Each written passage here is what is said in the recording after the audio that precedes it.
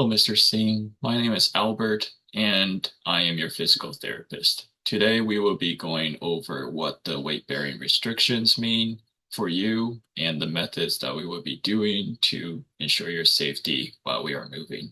Is that all right with you? Do you have any questions or concerns about it? And while you will be walking, I'll be on your injured side to help support and assist you. So the first thing we will be going over is non-weight bearing for your injured leg. Let's say it is the right leg. So we cannot be putting any weight on this leg. So meaning you cannot like let it touch the ground. So if we're using like crutches, right, we will be first swinging forward with both of the crutches along with the injured leg, the right leg, and making sure it doesn't touch the ground. And then we will be following up with the uninjured one, which would be the left leg. And then for partial weight bearing, then that means your injured leg is able to withstand some of the force. So we can use that with like walking with a cane.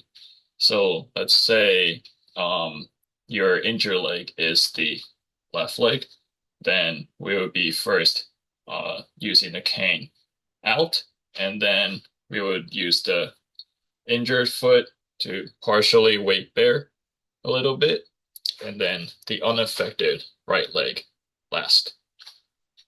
When we are doing sit to stand with armrest, so one of your hands can be holding crutches and the other hand will be pushing off of the armrest. Um, so first I will be moving your leg rests out of the way and then have you scoot forward a bit with your injured leg out more.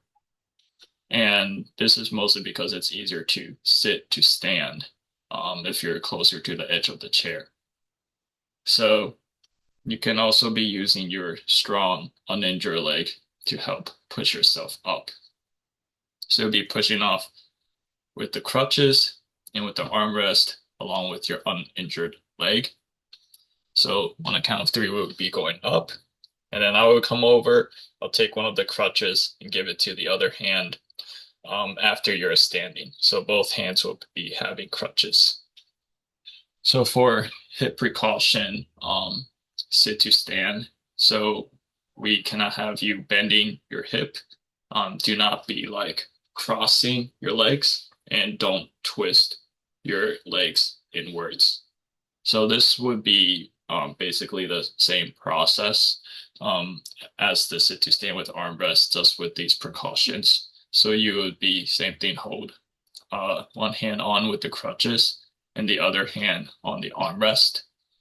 Same thing, sit towards like the edge of the chair with your injured leg out more, and then pushing off with the uninjured leg. Just make sure don't be bending your hip. Same precautions.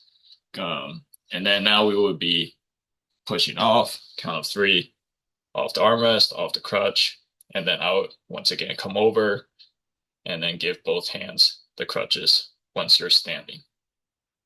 So when we are going up the stairs with crutches, let's say there's no railings, so you'll only be using the crutches.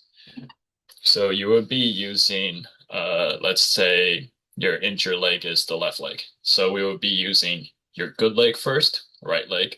So you want to step up first, and then you'll be pushing up and then bring the crutches and the injured leg onto the same step.